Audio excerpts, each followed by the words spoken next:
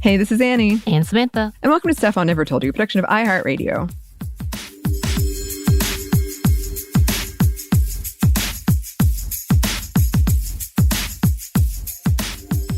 Anney.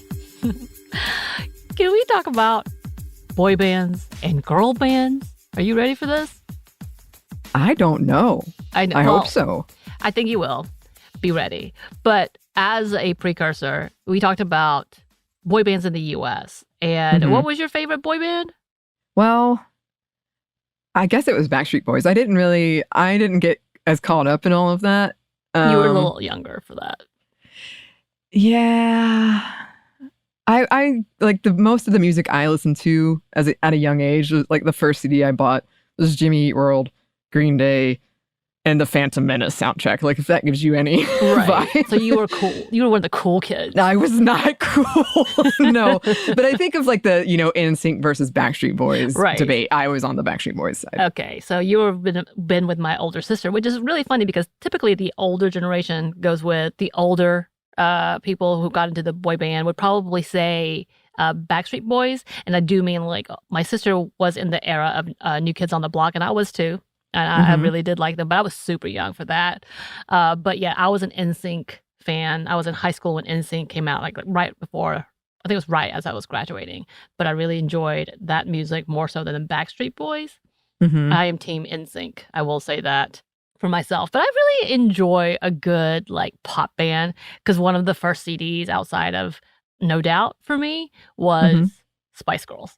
And back then, of course, I was embarrassed because I really wanted to be the person that says, yeah, I definitely only listened to Green Day and Bush and all that. And of course, I loved No Doubt. But like saying Spice Girls was like, oh, keep that under wraps. We're going to keep that under wraps. But now we all know they are a delight and we celebrate them today, as you should. I feel like the Gen Zers understand and have kind of come back to love them. As they should. So I'm a fan. I'm a fan. So, of course, being that when I've been listening to K-pop recently, I know everybody knows my new obsessions. I have I enjoy this. Okay, let's talk about this. And because I've been wanting to talk about this and I've been geeking out about it, we're going to do this topic. And I'm forcing you into this. And it's long and it is somewhat dark. Of a subject. So let's go ahead and put a content warning, y'all. We are going to talk about eating disorders, abuse, and suicide in this conversation. If you know much about K-pop, I have a feeling you know about that as well. So we can't ignore that. I sent you some homework. You did. I slowed it down because this has been in the making for a while, but it's a huge outline. It turned out to be a huge one. So what do you know about K-pop? I know that people love it. And it has a lot of fans. Most of what I know is through you and our shared friend, Marissa, who I told you a lot of the videos you sent me, she had shown me before. I actually think we were together when that happened. I feel like vaguely we were. Oh, we did watch a few of those videos, yes. Yeah. I think the majority of the videos that we watched were BTS because she and her mom are BTS fans. Hey, Marissa. Because there was another K-pop group who was made up of all women who actually are like kind of queer icons. I love them, called Mamamoo. They were here and there was an opportunity for someone to go, and I don't go to shows because I'm like, I'm too old. I don't want to stand up. I can't deal with this. I don't want to deal with traffic. I sent Marissa a message and she was like, I don't know who that is. So I think she kind of leans into the BTS world, which is perfectly understandable because they are kind of what you think of when you think of K-pop now. And we're going to talk a little bit about them. But she knows. And her mom apparently knows a lot. Yeah, they went to a concert. I love that. LA. Yeah. I love that. I love all about that. So that's what we're talking about today is K-pop. And we are talking about how it's influencing internationally. And because the majority of fans are women, when we're talking about the impact they have and the implications, we are talking about it in the perspective of influencing more women and girls than anything else. So even though you may be like, why is this about feminism? This is why. And when you hear about the topics, especially the dark topics, it's something to remember. So we're going to go with the history and definitions because that's what we do. Okay. So, and we have a lot of them. I did cut them down because I'm like, this is unnecessary. because I don't know why, I just love the fun facts of it all, I guess. But Mhm. the history of K-pop idols is much older and more complicated than I had thought. So we're going to take a look at the background of K-pop and the world around it before we do anything else. And I think before we start, we need a quick overview of the definitions related to K-pop. Keep this in mind as we go through the ins and outs of K-pop, because we're probably going to be referencing it or talking about it and its international growth and popularity. So words to know, and these are the definitions we're giving you are exactly off of these pages. So we're giving you the reference now from hellotohallyu.com and stylecaster.com. So they're direct definitions. So pretend like we put quotes in all of these. Okay. So starting simply with K-pop, which this one came out of the Merriam-Webster, is popular music originating in South Korea and encompassing a variety of styles, aka Korean pop music. Hallyu, the Hangul or Korean language term for the Korean wave, literally meaning the flow of Korea. This term refers to the increase in worldwide popularity of South Korean media since the end of the 20th century. Idol, a word used for K-pop stars. Idols can be soloists or members of a group, but the word is often used to a K-pop artist who has debuted and is no longer a trainee at an entertainment agency. Trainee. Before K-pop artists are idols, and more on that later, they're trainees. Trainees are students at K-pop entertainment companies who have either auditioned or been scouted, who spend several years training in dancing and singing before they debut as a soloist or as part of a group. Along with singing and dancing, many trainee programs also include lessons in languages, such as Korean, if the trainee isn't already fluent, English, and Japanese. Right. So the word debut is often used in K-pop to refer to a trainee who has transitioned to an idol by releasing their first official single, either as a soloist or in a group, or performing in public for the first time. Then there's the Big Three. The Big Three refers to the three big entertainment companies that have launched the most successful acts and believed to have majorly influenced K-pop, which are SM Entertainment, which has groups like Girls' Generation, Super Junior, Shine, JYP Entertainment, which has Twice, Wonder Girls, and Miss A, and Stray Kids more recently, and then YG Entertainment.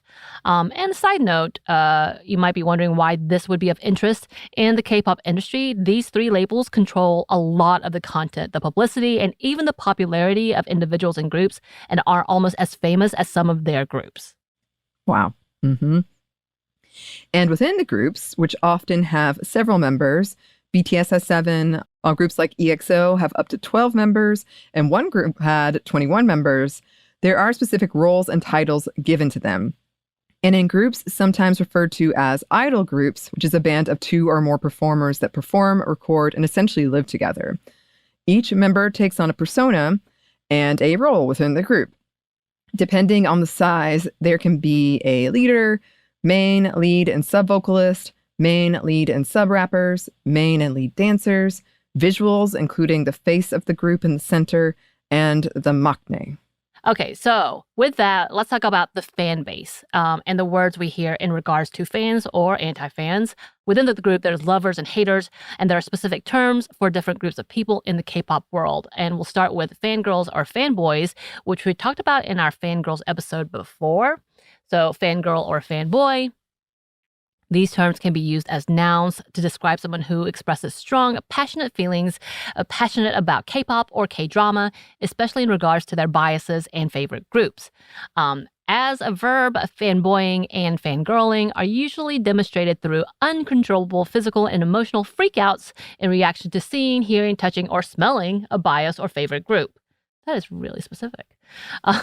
Anti-fans. So an anti or an anti-fan is someone who hates a specific idol or group. Some antis will go out of their way to discredit the idol they hate by creating fake rumors or finding evidence that diminishes an idol's talent. So they put just as much energy as a fan, essentially, but to ruin them. There's also saesungs, which refers to fans who have crossed the line and are closer to stalkers. These are fans who invade idols' privacies or make them feel uncomfortable or unsafe in some way. Then there's bias, a fan's absolute favorite actor or idol, whom they will fiercely support and keep track of no matter what content they produce. Fans pick one bias from their favorite group and usually only have one bias at a time. Bias ruiner or wrecker An actor or idol who is revealed in a new light or newly enters the scene altogether, making a fan question their devotion to their original bias. So there are some of the in-depth definitions you might need to know as we talk about the K-pop industry and the people who love or love to hate it and its effect on international audiences and society.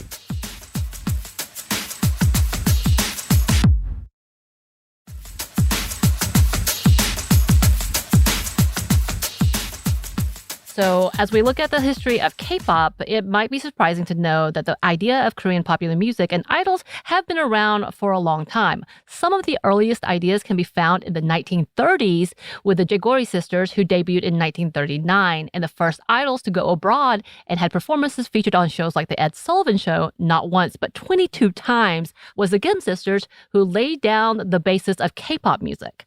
And there were several more groups that would come along until the 80s, made up of mostly sister groups, surprisingly.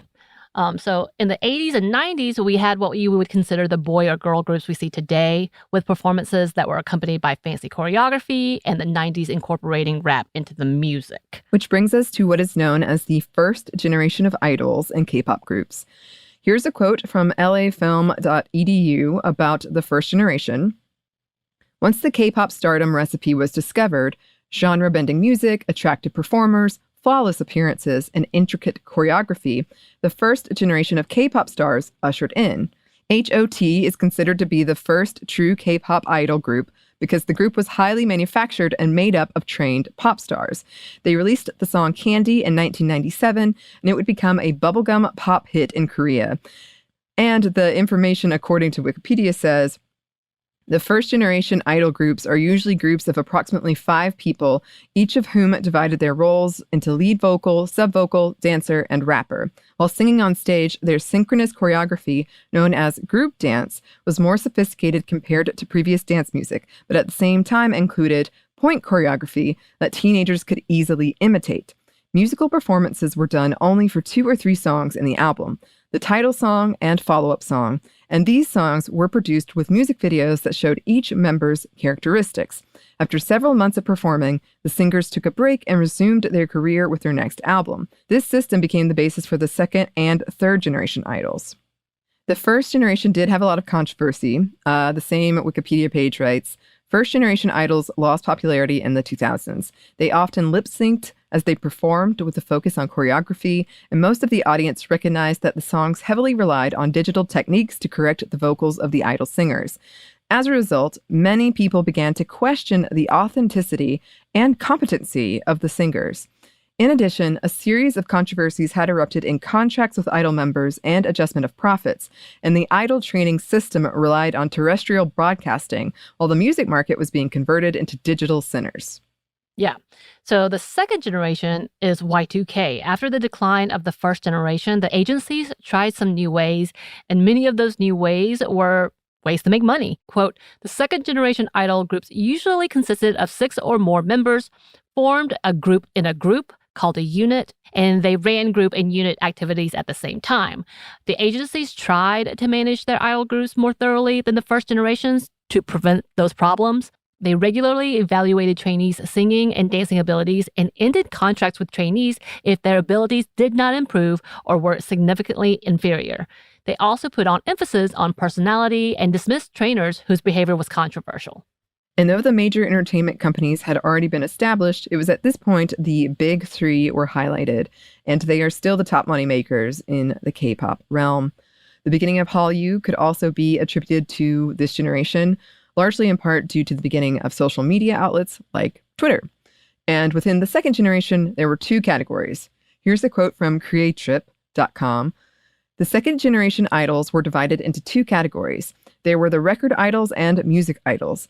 Items with a large fandom and low mainstream popularity were labeled as record idols. And idols with a relatively smaller fandom but large mainstream popularity were labeled as music idols. In Korea, male idols were usually record idols, and female idols were music idols.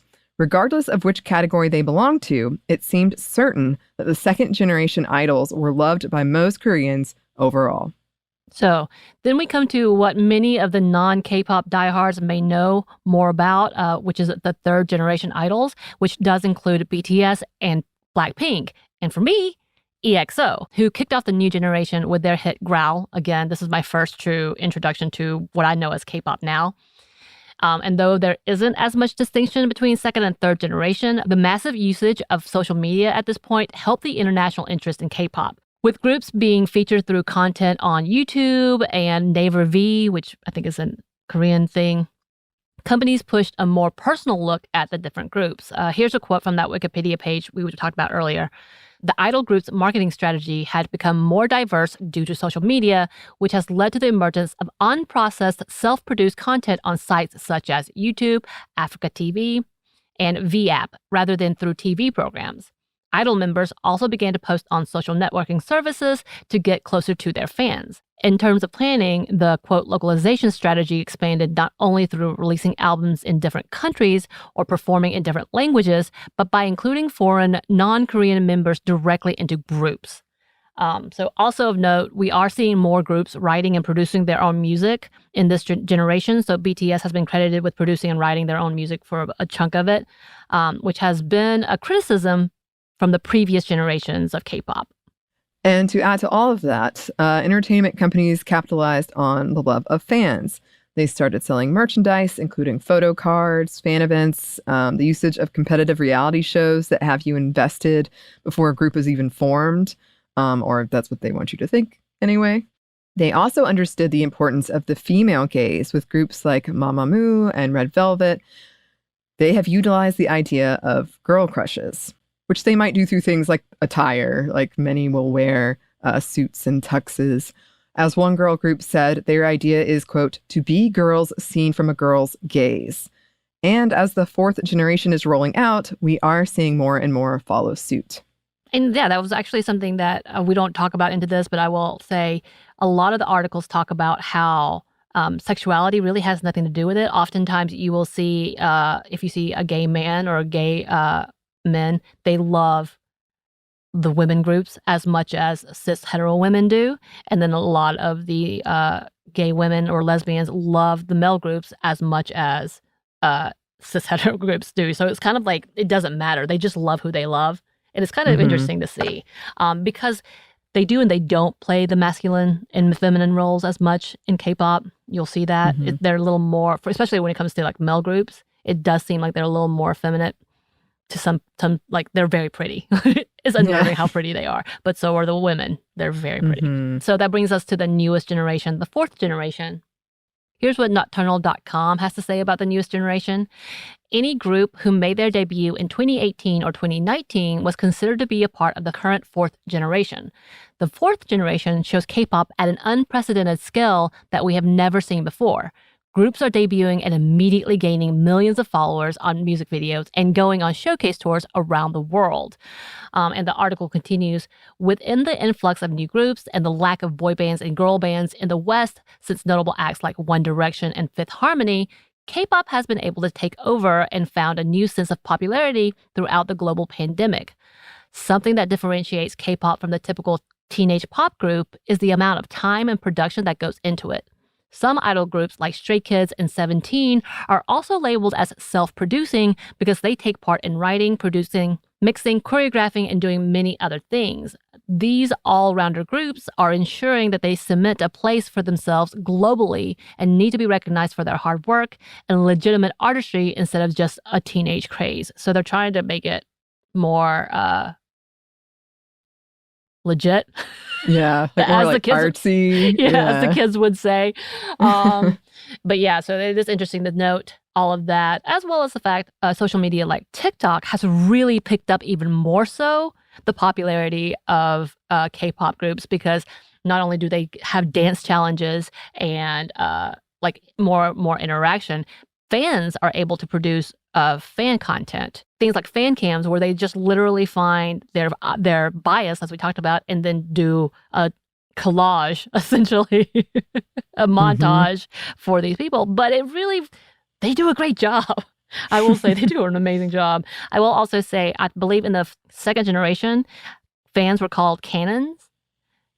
because they carried around professional cameras to shows. Oh. Yeah, and they made incredible photographs of their favorite bands. It's interesting. It is so professional, it's absurd. But the fans were the ones that doing it, and they were carrying like $1,000 cameras to these shows.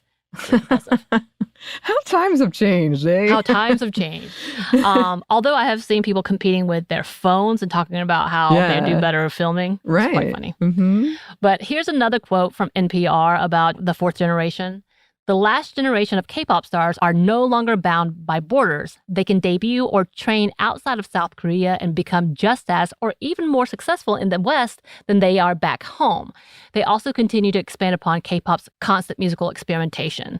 And actually, that was one of some of the articles that I've seen, that they no longer are catering to Korean fans, that it is all about catering to international fans. And a lot of Korean fans feel like this is leaving them out because more and more K-pop people are doing songs in English, songs in Japanese, all of these things. So the question is, who is this actually for? And is the origins changing? Right. Well, if you're thinking, well, this sounds fun, how do I become an idol? Here's the process, according to 90daykorean.com. Which is a great program, by the way, of learning Korean. Not a sponsor, but I do use them. Not a current sponsor. Not a current sponsor. So, you must first audition. Many of the stories we see of K-pop idols begin with auditioning for different companies and studios or K-pop college, many companies who feed directly to the major entertainment companies. And there are many different schools and studios with hopeful beginners, some auditioning at the age of 10. And you don't even need to be a current resident of Korea or even Korean. Look at Lisa from Blackpink, who is from Thailand.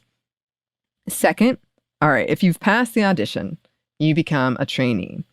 At this point, you are trained with a purpose and intensity.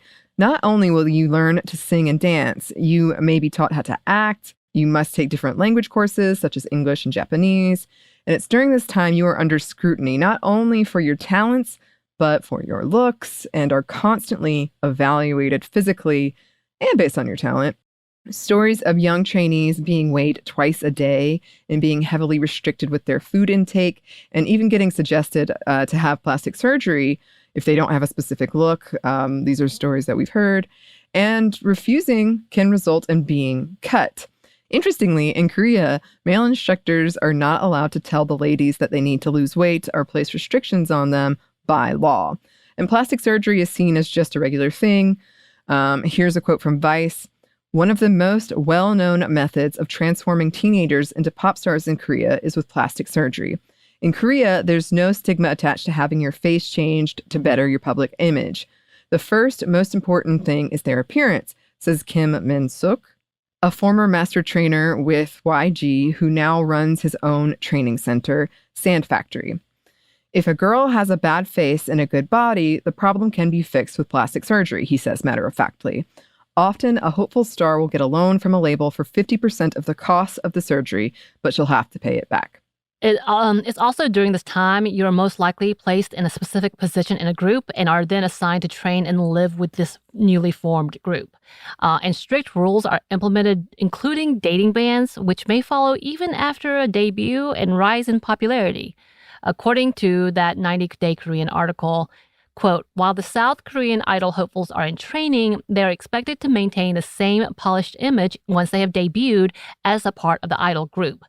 They should hold at least basic etiquette and media training, but most importantly, stay out of trouble, namely dating and drinking scandals. Although, luckily for idols, the industry is changing to allow a little more freedom with dating in some regards. Just not right as they debut. There may also be some pressure to maintain a certain weight in some companies. There is. I don't know why they said they may, because there is, point blank. However, as rigorous as a trainee system may seem, trainees also get some freedom. It is still totally okay to have social media accounts and use them as they wish, of course, while keeping up with a positive image. They can also work in commercials and music videos, modeling gigs, and sometimes even act in dramas or movies while in training. And then for a selected few, we get to the debut. According to Vice, the number is very small. Quote, out of all the teens who train, it's difficult to say who will make it. though it's certain that few will move on to the big-time pop scene. Kim says that of his 200 students, only about 15 will be signed with one of the 3 major labels, and he says girls have a better chance than boys. Girls tend to want to be K-pop stars more, and there's a bigger market for girls, he says. Of course, one of the reasons girls may be more likely to make it may have something to do with the mandatory military service required for all Korean men, who have to serve for 2 years between the ages of 18 to 35, which was recently changed from 18 to 28 due to the success of BTS. And there are currently 2 members of BTS serving the required time. Also, there is no real timeline for a trainee to train. Some may train for years and some for only a few months. And according to kpoplife.com, quote, once a trainee has been deemed ready, they are then given the opportunity to debut as part of a K-pop group. The debut process involves the creation of a new group and the selection of members who will make up the group. The selection process is highly competitive, with only a handful of trainees being selected to debut. The newly formed group then begins the process of preparing for their debut, which includes recording their first album and rehearsing for their first performance. Right. So now that we have the fundamentals of K-pop, let's talk about the people who love them. And the audience is vast and diverse and has had different rates of growth all over the world. So we're going to break it down. The K-pop has been around for decades now. The international popularity is fairly new. Probably a couple of decades, but still fairly new, according to where you're from, even in the Asian countries. But the popularity has spread vastly. According to reports, the biggest fan groups of K-pop actually are outside of Korea, with China having the highest number of fans.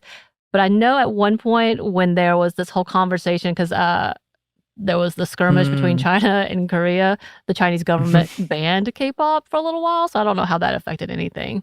But according to Billboard.com, as of 2019, the Korean Foundation has tracked at least 99.3 million fans across the globe who are associated with Korean entertainment-related fan club, and at least 72 million are based in Asia. Now, according to a more recent report breakdown, the numbers are like this: 84.3 million Hallyu fans in China, 16.8 million in Thailand, 13.3 million in Vietnam, 13.2 in Europe. And these numbers is from 2020, with a report showing a 37% increase last year. So most likely higher now. So obviously that 99.3 is low. It is, I think I saw around 150 million, if not more, probably way more. So finding statistics for North America was a bit difficult, but according to one report from Korean.net, when it comes to Hallyu altogether in 2022, the US, along with Canada and Argentina, had the highest increase in popularity, with a whopping 102% increase from 14.6 million to 28.9 million fans. And a majority of the increase is thanks mostly to K-pop. According to another survey done on Reddit, many of the respondents were from North America, and they made up 52% of the fandom. Again, Reddit may be more of a US thing, though. I don't know. Yeah. So that might be why. Well, you can see our Reddit episode for more about that, which needs to be updated, actually. Probably. And the majority of fans do seem to be women, holding at around 70 or more percent, with the average age around 23, 24 years old. According to the Reddit survey we mentioned, 40% of the respondents were in the age range of 25 to 34. And not surprisingly, it is those with more disposable incomes that make up a large part of the growing industries. Conventions like KCON, which according to their site is, quote, the world's largest fan celebration of Korean culture and music. We launched our flagship Los Angeles event in 2012, expanded to New York in 2015, and have since created events in Japan, Thailand, Mexico, Australia, UAE, Saudi Arabia, and more, welcoming 1.48 million fans, spanning 33 events in 12 regions. And it had around 900,000 attendees last year, and has brought more in-person experiences and experiences in general for all of these fans, with the average age of the attendee being in their mid-20s. And possibly it's because of the locations that we just listed, but the attendees are predominantly not Korean. And though the age range does keep it at the more younger adult side, the fans over 30 are committed. And at the aforementioned convention, there was even a panel titled The Secret Lives of K-pop Fans Over 30. Fan groups who often label themselves as ajumas, sort of translated as Mrs., Ma'am, or Auntie, are their own form of aunties. One group from the Philippines called themselves the Titas of BTS. And as bands like BTS, who are still a favorite around the world, age, the fans age with them. Right.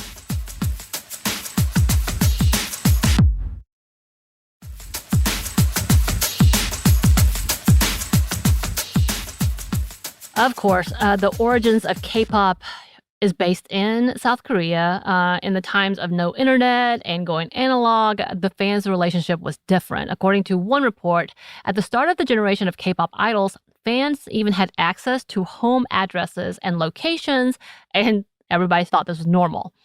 It was during this generation that color representation for each group became a thing. I think ARMY, BTS are purple. So that began in the first generation. Also, chanting names of their favorite idols and deep-seated rivalries between fandoms formed. And during this time, idols who were not liked were not only bullied, but sent death threats and sometimes unpleasant gifts like dead mice, razors, blood.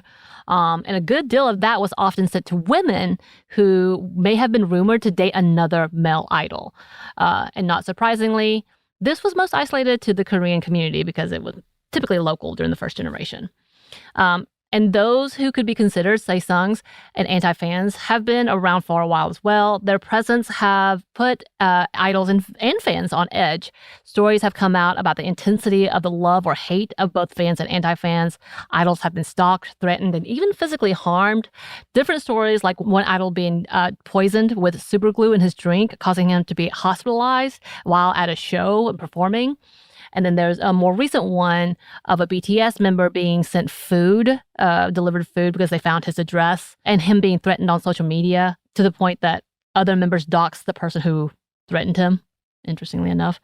And reasons may vary, such as the dating rumors we talked about, as well as just being in a group that they may feel is a rivalry to their favorite groups. Saesungs who love their idols a bit too much have also made many of them nervous and even threatened.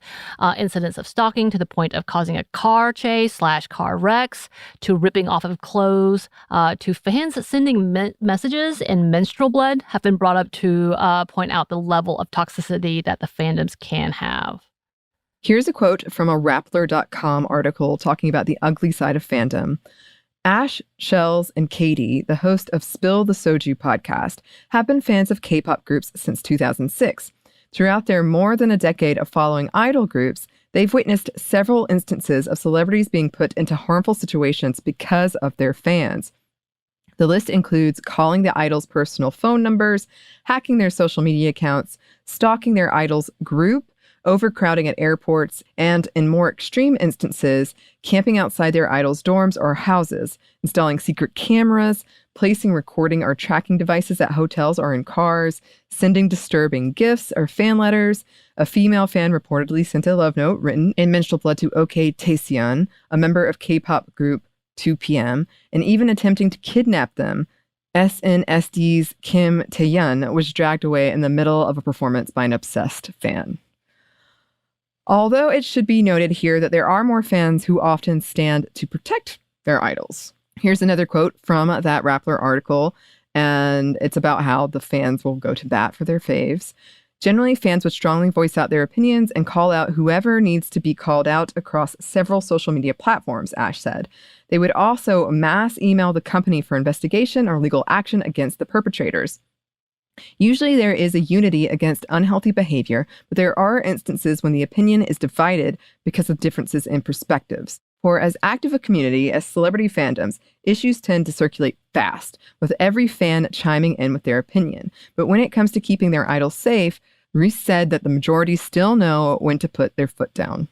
But it isn't just that the fan bases try to protect their favorite bands, but they also will do what is needed to protect society as a whole. Instances of fandoms like the BTS Army overtaking racist and sexist hashtags dominated during heated times, such as the movement for the Black Lives Matter and shutting down of websites that are seen as oppressive, or even registering for hundreds of thousands of tickets to Trump rallies so it would be empty. So here's a quote from the Washington Post article about the power of K-pop fans in American politics. And so, K-pop fans have emerged as empowered, socially conscious, globally minded, LGBTQ-friendly, and attentive to issues of racism and discrimination because in their multi-ethnic countries, such as the United States, fans are often ethnic minorities themselves. Social media has accelerated existing fan dynamics and made them global. Twitter has given fans around the world a chance to observe effective online campaign tactics, all of which can be applied to causes beyond K-pop.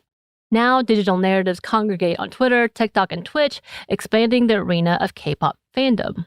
As the Black Lives Matter movement generated massive attention after the death of George Floyd in Minneapolis police custody, K-pop fans on Twitter, acting on their own but inspired by the advice by groups such as BTS to speak their own truth, began changing their screen names to reflect their support of BLM. Shared appeals to donate to bail funds or show up for marches appeared back-to-back with links to K-pop media and photos evincing thirst, desire for the attractive young stars. Now that these fans have flexed and the world has seen their power, the real question is, what campaign and goals will they choose next? But that brings us to the conversation of how different fan groups are treated. So, total transparency, we know that racism within K-pop culture is very present. Though there is a sizable number of fans from the Black community, the level of treatment for these fans, whether it's from the other fan members or even from the idols themselves, are not equal. Stories of mistreatment and abuse by Black K-pop fans are common. In fact, there are stories coming out about Black fans being doxxed within the fandoms. A Refinery 29 article called "When Black K-pop Fans Are Terrorized Online, Who Listens?" describes different instances about looking into this, about when fans have been harassed, threatened, and doxxed.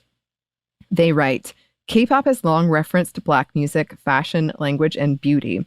When done with innovation and talent, this quality has won many groups Black fans. But while the majority of K-pop musicians and fans do it respectfully, some prefer to strip Black people from Black culture. This disrespectful appropriation has contributed to an unjust sense of ownership. Anyone who disagrees is overly sensitive and thus is a fair target for abuse.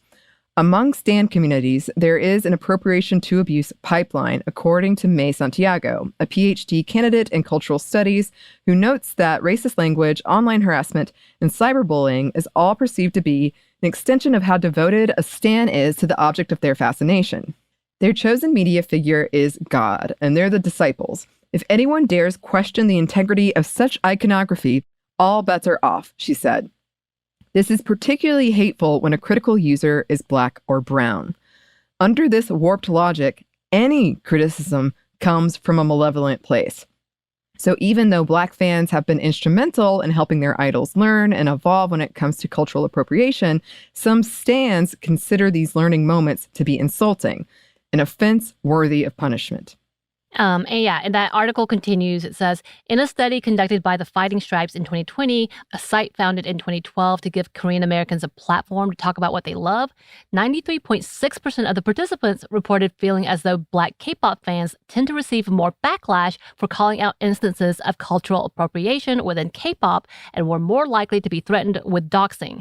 That's consistent with the rest of the internet, where Black women are disproportionately vulnerable to online harassment, which we've talked about at length, including with Bridget. And it's not gotten much better. Many Black K-pop fans are seeking safe spaces for themselves as many continue to deal with these types of harassment. In another article from girlsunited.essence.com, they write, there is no denying that non-Black fandom spaces can be racist at times, with Black fans having called out digital racial violence over the years. In July 2021, Black fans of Enhypen were attacked on social media for saying that the member Heesung allegedly mouthed the N-word while listening to SZA's Love Glory. The majority of the abuse took place on Weverse, an app where fans can connect with their favorite K-pop artist. Black Engines experienced so much stress and racist abuse that a protective account, the Black Engine Protection Team, was formed to monitor and report any anti-Blackness.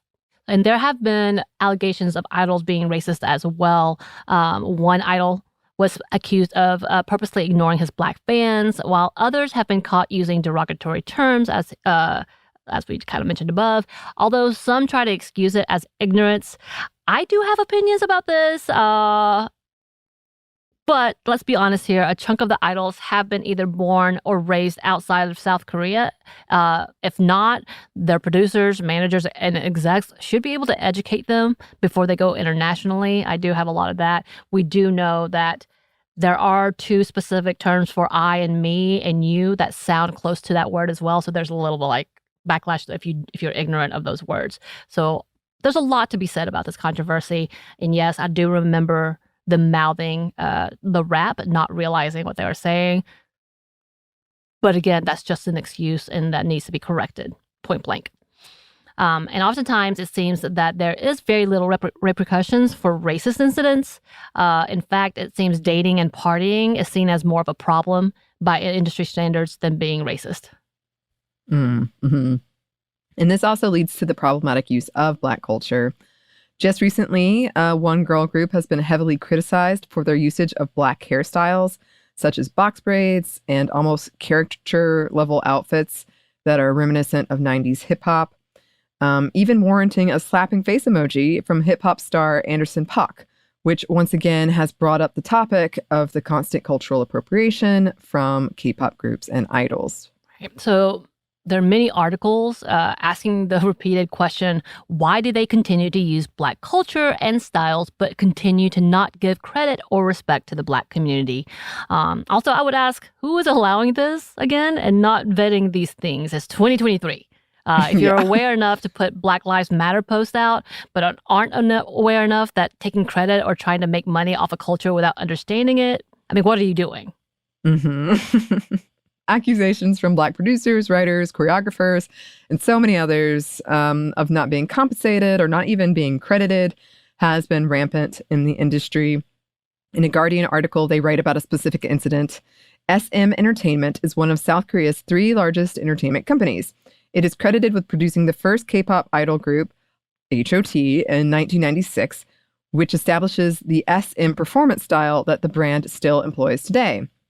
A combination of impressive visuals, dance, rock, rap, and hip-hop that took inspiration from Black American artists of the MTV generation. Songwriter and producer Micah Powell attended 6 SM songwriting camps between 2015 and 2018. At one camp, he wrote a song called Devil and created a dance move to go with it, which he then showed to SM executives. The entire staff lit up, Powell says, of their reaction. Devil became the lead single of SM group Super Junior's 2015 album of the same name. When Powell watched the music video for Devil for the first time, he was shocked to see that his dance move, a hip tap and high clap combination, had been used as part of the song's chorus without his permission and without credit or compensation. Powell's background vocals on the track had also been used without payment or credit. Right. And they did the bare minimum. And after a lot of backlash, again, we talked about the top 3. This is one of them. They're billion-dollar company. Mm-hmm. So the constant usage of Black communities content has brought division in K-pop fandom, making the Black K-pop fans feel more isolated. Stans who excuse artists by using the term appreciation instead of appropriation allows room for continued ignorance within the industry. There are fans who have taken action, including using blackout tactics and calling for boycotts among some groups who continuously abuse the appreciation/appropriation, but has also led to the harassment of those fans, as we mentioned earlier. And there have been groups who have taken steps to correct these actions. Groups like BTS, who have been outright in their usage of Black culture in their music, has taken steps to undo some of their past mistakes, as well as groups like P1 Harmony, who have openly acknowledged the role of AAVE in their music. In the interview in the US, leader Kiho addresses the issue openly, saying, quote, "I believe it's a responsibility, and I also feel like if you're going to have that big of a platform, you need to be able to respect and appreciate all cultures without appropriating them." He continues, "Whenever it comes to our styling or music or whatever, it's always a sensitive topic that we always have to think once, 3 times, 4 times about in every step of the way, visually or musically or the language itself," said Kyo, while other P1H members nodded in agreement. Obviously, there's a AAVE and a whole bunch of other cultural stuff that is very sensitive, and so we need to respect that. And I feel like it's a responsibility too, so I feel like it's something that we are always thinking about and taking action about. And hopefully more and more groups will start putting an effort in learning the difference of appropriation and appreciation. But again, currently we're not seeing it across the board.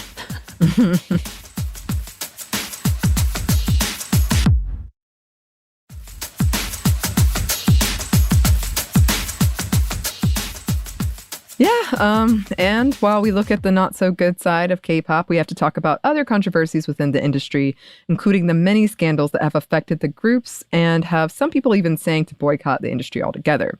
So we've talked about the unrealistic beauty standards we often see in South Korea, whether it's weight, skin color, or just overall appearance.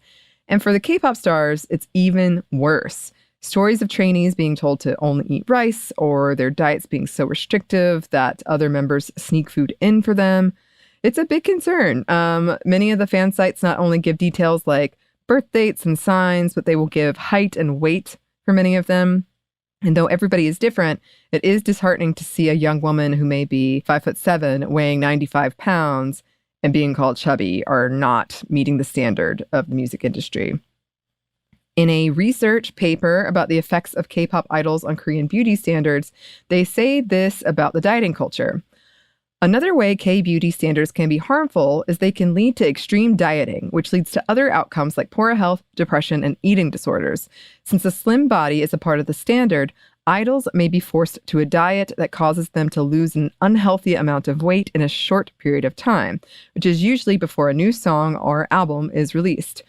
In an insider interview with the K-pop group Great Guys, member Ho Ryung says that they, quote, don't have much time for eating and aren't free to eat what they want. And with this type of damaging influence, it has made an impact in Korean culture. Here's a quote from another article written for thewaveclinic.com. For several years, media outlets have reported that many young artists have left behind the K-pop world in order to focus on eating disorder treatment.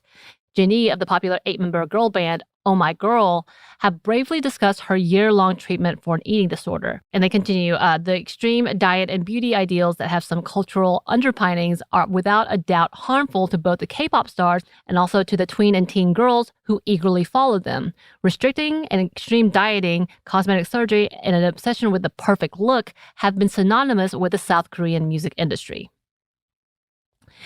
Here are some disturbing statistics from South Korea, according to the Korea Jungang Daily. The number of teens suffering from eating disorders in recent years has shot up significantly. According to the Health Insurance Review and Assessment Service earlier this month, the number of patients that have visited a hospital due to anorexia nervosa increased by 30% over 5 years, from 1,661 people in 2017 to 2,201 people in 2021. In 2021, 1,648, or 75%, were women, with teenagers taking up the majority with 25%, or 418. For the past 5 years, excluding seniors in their 70s and above, female teenagers were the largest group that were treated for anorexia. And their story starts with a young girl wanting to be like an idol, so she starves herself to achieve the same look.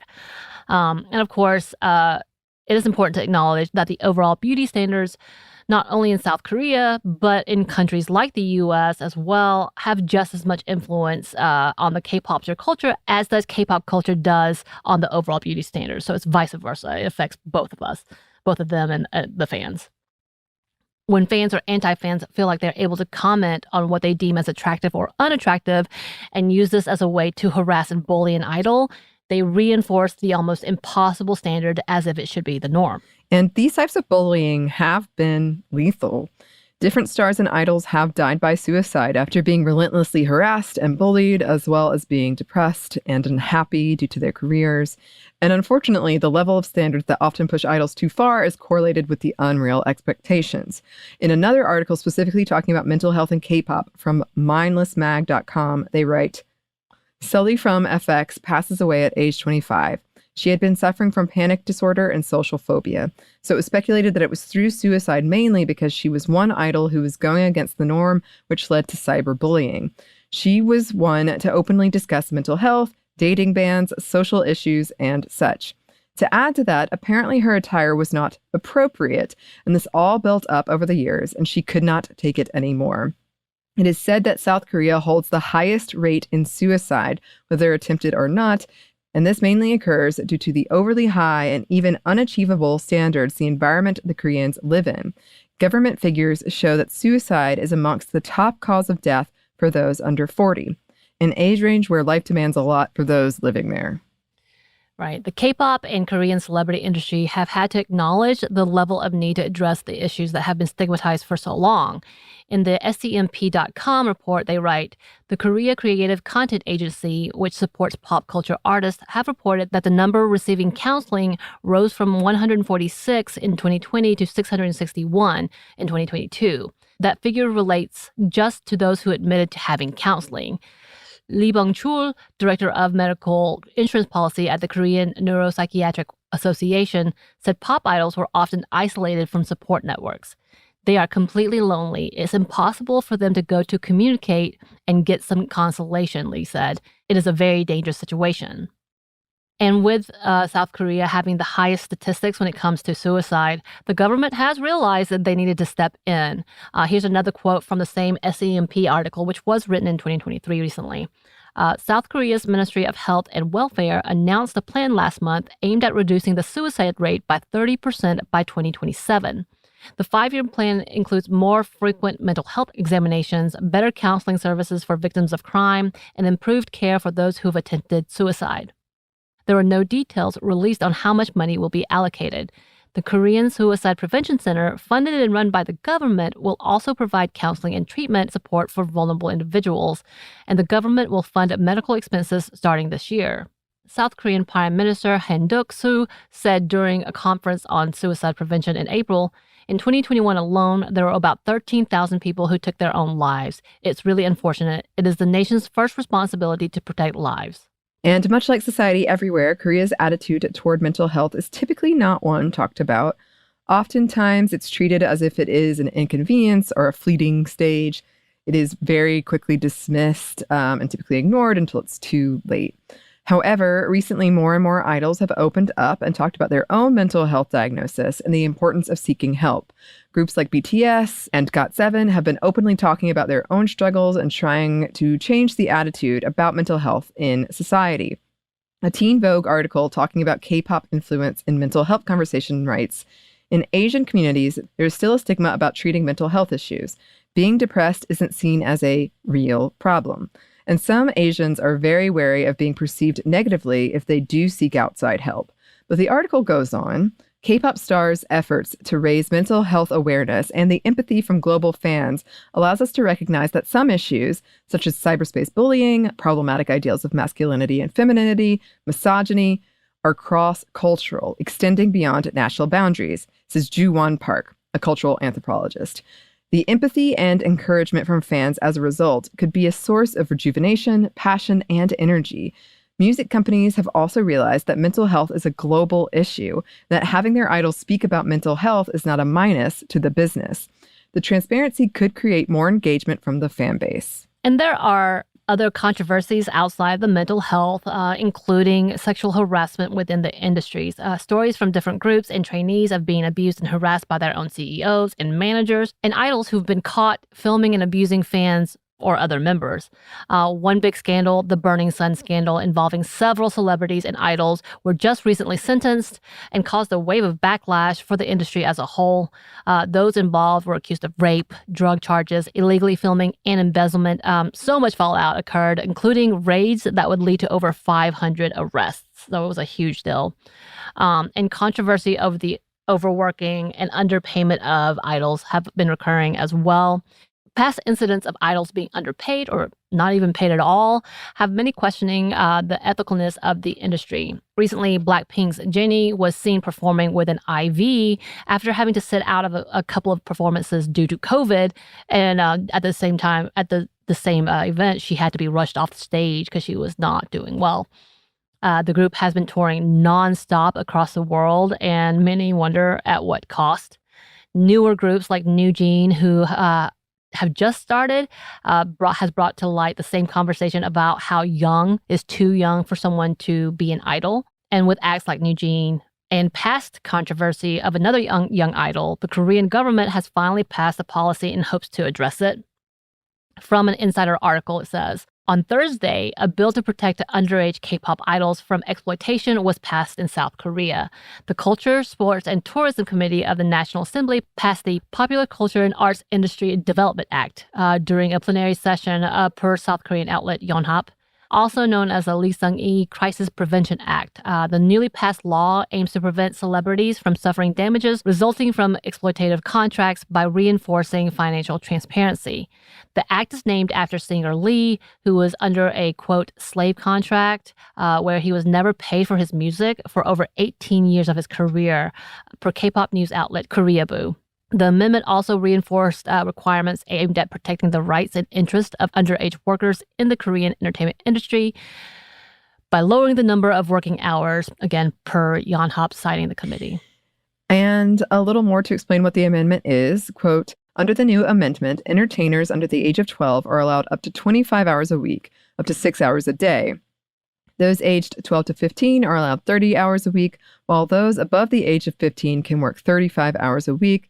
Both age groups are limited to 7 hours a day.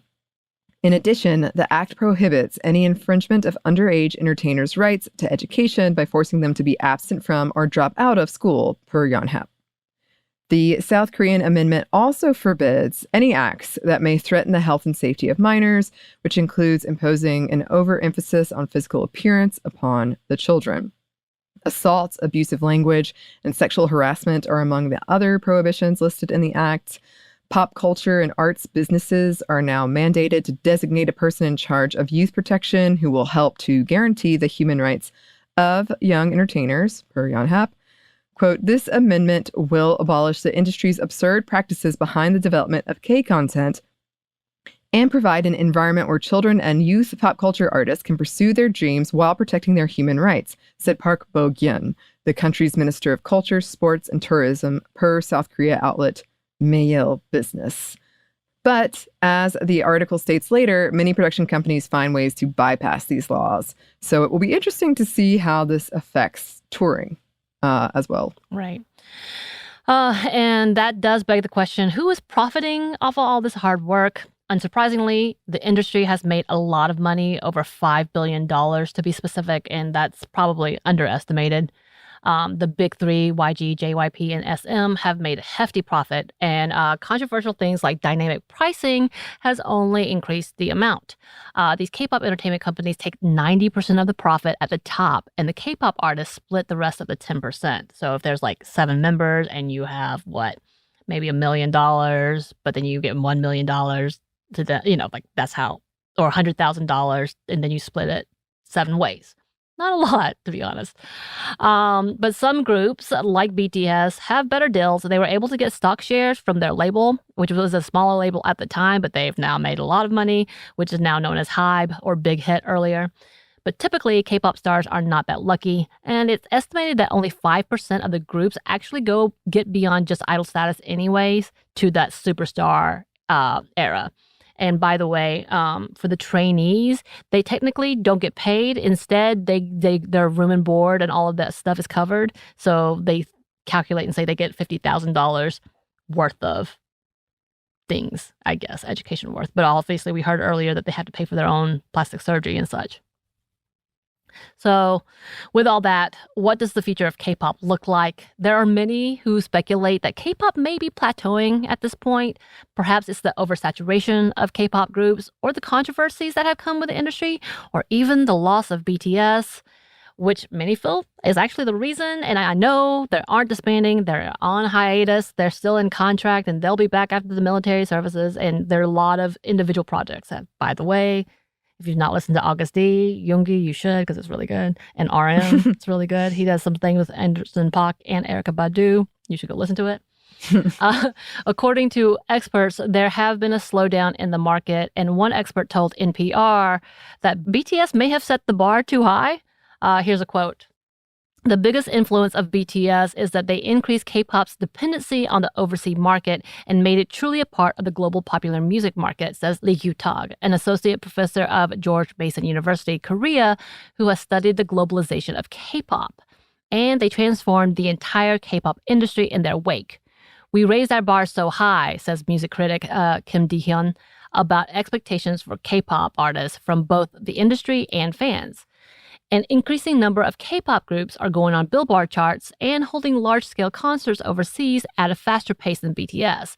But their achievements no longer receive the kind of nationwide attention and celebration that BTS did, in a sign that success in the global market is now almost anticipated of K-pop idols. But some of the experts say this could just be a transition where K-pop is no longer a new thing, but again, an industry that will maintain and could never really disappear. Like, they're going to be here. So with different groups breaking records and being first at many things, BTS, Blackpink, Stray Kids, and Twice, it's doubtful it will go anywhere. But let's hope that the transition we see within this industry is more inclusive and better equipped to handle the care for not only the idols, but its fans. Yeah, we'll see. And Now you're an expert, Anney. Well, I don't know about that. We cut some stuff out. We did. We cut it out. There's more for me to learn. Perhaps we'll revisit. And I would love to hear from listeners. I have heard from some of you about BTS in the past. Oh. Yes. So please let us know if you have any thoughts about this. You can email us at stuffmediamomstuff@iheartmedia.com. You can find us on Twitter at momstuffpodcast or on Instagram and TikTok at Stuff Mom Never Told You. We're also on YouTube. We also have a TeePublic store, and we have a book. You can pre-order it at stuffyoushouldreadbooks.com and on Audible, I hear.